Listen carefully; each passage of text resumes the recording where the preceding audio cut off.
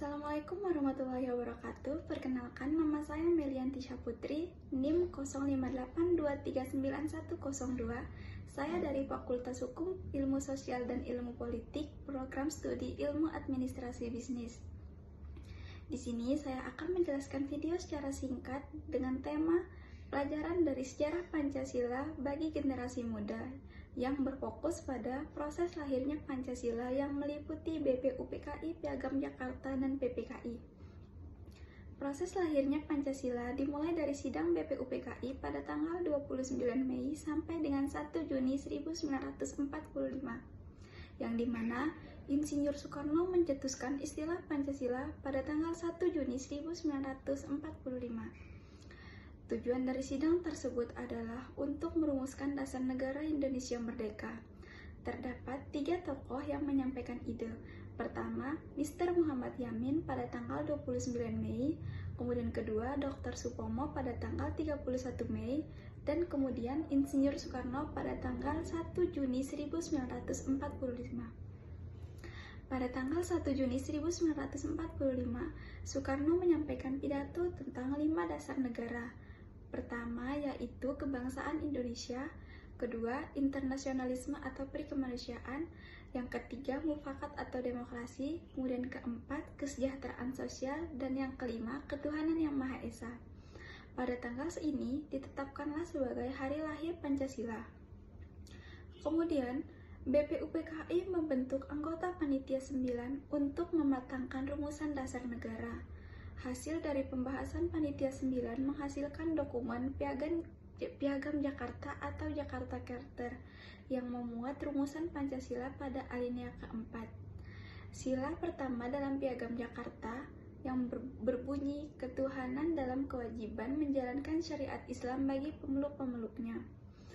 Namun, kemudian rumusan dimatangkan oleh Panitia 9 dalam Piagam Jakarta pada tanggal 22 Juni 1945.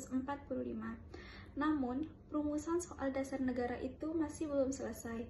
Masih timbul perdebatan antara kelompok kebangsaan dan kelompok Islam. Setelah melalui beberapa kompromi pada Rapat Panitia Persiapan Kemerdekaan Indonesia atau PPKI, sehari setelah proklamasi, PPKI mengadakan sidang untuk mengesahkan Undang-Undang Dasar 1945. Sebelum pengesahan terjadi kompromi luhur. Sila pertama yang awalnya berbunyi ketuhanan dengan kewajiban menjalankan syariat Islam bagi pemeluk-pemeluknya diubah menjadi ketuhanan yang Maha Esa untuk mengakomodasi aspirasi masyarakat Timur. Perubahan ini dianggap sebagai rumusan final dasar negara yang dikenal dengan nama Pancasila. PPKI resmi menetapkan Pancasila pada tanggal 18 Agustus 1945 sebagaimana termaktub dalam pembukaan Undang-Undang Dasar 1945 sebagai dasar negara Indonesia yang sah.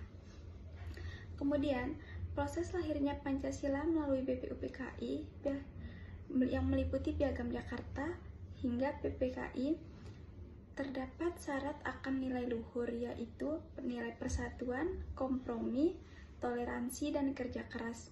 Tokoh bangsa mengutamakan dialog demokratis, menghargai perbedaan pendapat, dan rela berkorban demi kesatuan bangsa, terutama dalam pengesahan rumusan akhir pada tanggal 18 Agustus 1945. Nah, menurut saya, pelajaran yang dapat diambil dari proses lahirnya Pancasila bagi generasi muda. Saat ini, nilai-nilai dalam proses lahirnya Pancasila masih sangat relevan, terutama di era sekarang yang penuh dengan perbedaan, baik di dunia nyata maupun di media sosial. Generasi muda seringkali dihadapkan pada konflik opini, polarisasi, bahkan intoleransi. Nah, dari sinilah semangat musyawarah, persatuan, dan gotong royong menjadi penting untuk diterapkan melalui pendidikan, karya, atau menjaga persatuan di tengah keberagaman. Nah, mungkin itu saja pendapat dari saya mengenai proses lahirnya Pancasila bagi generasi muda saat ini. Saya sadar di video saya ini masih kurang jelas dan terdapat banyak sekali kekurangan. Apabila ada kesalahan kata ataupun kurang jelas, saya Melianti Syahputri memohon maaf dan pamit undur diri. Sekian dari saya. Wassalamualaikum warahmatullahi wabarakatuh. Terima kasih.